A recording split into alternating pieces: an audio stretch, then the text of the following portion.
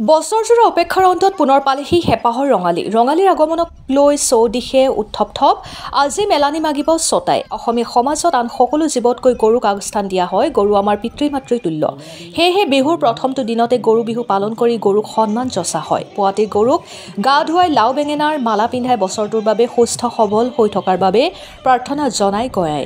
অসমীয়া সমাজত অতীজৰে পৰা চলি অহা এই পৰম্পৰাৰ পালনত বঙাইগাঁওবাসীয়েও জানো পাছ পৰি থাকিব পাৰে। সেয়েহে বঙাইগাঁওবাসীৰো বিহুক লৈ উঠিছে উৎসাহৰ ঢল। বঙাইগাঁও জিলাৰ বৈতামাৰীৰ বেছিমাৰীত পুৱাই ঘৰৰ গৰুকেইটিক টুনি নদীলৈ নি গা পা ধুৱাই দীঘলতি পাতেৰে কোবাই লাও খা বেঙেনা খা বছৰে বছৰে বাঢ়ি যা বুলি পিতৃ মাতৃ তুল্য গৰুটিৰ মংগল কামনা কৰিছে গৃহস্থই। অতিকৈ আদৰৰ গৰুকেইটিক নোৱা ধোৱাৰ পিছত ভৱিষ্যতৰ কুশল কামনাৰে কোচ ৰাজবংশী পৰম্পৰাৰে নৃত্য গীতত মগ্ন হৈ পৰে গঞা ৰাইজ। অভয়পুৰীৰ পৰা আজিজুল ইছলামৰ ৰিপৰ্ট, অৰুণোদয় আছাম। আচলতে এই আজি হ'ল বছৰৰ চ'ত মাহৰ আমাৰ শেষৰ দমাহী। এই দমাহীটোক আমি আচলতে গৰু বিহু বুলি কওঁ আৰু এই বিহু আমি আচলতে কোচ ৰাজবংশীসকলে বিচুৱা বুলি উৎসৱটো পালন কৰোঁ।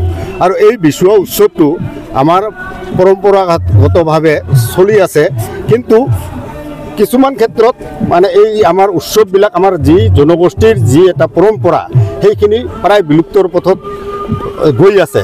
সেয়েহে যাতে এই আমাৰ পৰম্পৰা যিখিনি আমাৰ কলা কৃষ্টিয়ে হওক বা যি আমি আজি বিচুৱা গৰু বিহু উদযাপন কৰিলোঁ, এইখিনি যাতে আমাৰ আগলৈ আমাৰ পৰম্পৰা যিখিনি উঠি অহা চাম আছে তেওঁলোকে যাতে এইখিনি ধৰি ৰাখিব পাৰে, তাৰ কাৰণে আমি এই বিচুৱা উৎসৱটো পালন কৰি আহিছোঁ। আৰু এই বিচুৱা উৎসৱৰ জৰিয়তে আমি গোটেই অসমবাসী তথা ভাৰতবৰ্ষক আমি জনাই দিব বিচাৰিছোঁ যে কোচ ৰাজবংশী এটা জনগোষ্ঠী যে আছে, তেওঁলোকৰ যে সুকীয়া সুকীয়া কলাকৃষ্টি আছে, তাৰে ইয়াত আমি মানে উমান দিছোঁ যে আৰু ভৱিষ্যতে যাতে ইয়াতকৈ আমি যিখিনি আজি উদযাপন কৰি আছোঁ ইয়াতকৈ যাতে বহুত উজ্জ্বল হয় তাৰে কামনা কৰিছোঁ। প্ৰায় কিমান সংখ্যক ব্যক্তি ইয়াত উপস্থিত হয়? আপোনালোকৰ দুখন গাঁও মিলি হয়? দুখন মানে দুখন গাঁও কমপ্লিট, দুখন গাঁও নহয়। আমাৰ বেছিমাৰী গাঁওখন সৰু, কিন্তু এটা ছাইড পূব লক্ষ্মীনন্দনপুৰ।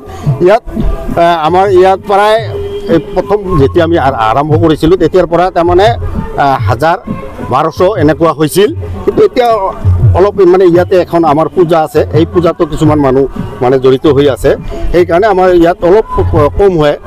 আৰু কিন্তু হয়তো পৰিস্থিতি লাহে লাহে আৰু ইয়াতকৈ হয়তো উন্নত হ'ব। আৰু আমি যিখিনি আজি মানুহ একগোট হৈছোঁ ইয়াতকৈ ভৱিষ্যতে আৰু বেছি হ'ব। এইখিনি গৰু ইয়াত 100 মান গৰু গা ধোৱা হ'ল, কিন্তু গাঁওখনত বহুত গৰু আছে। আগৰ নিচিনা গৰু অৱশ্যে প্ৰতি ঘৰত নাথাকে, দুটা এটাহে মানুহৰ গৰু থাকে। তেনেকৈ মানে 100 মান গৰু গা ধোৱা হ'ল আজি। দিনটোৰ কাৰ্যসূচী মানে এতিয়া আমাৰ ইয়াত থাকিব। এতিয়া আমাৰ যিখিনি নাচ গান চলি আছে সেইখিনি কৰাৰ পিছত আমি প্ৰসাদ খাম। প্ৰসাদ খোৱাৰ পিছত আমাৰ এই পাকা প্ৰসাদ হ'ব, পাকা প্ৰসাদ খোৱা হ'ব।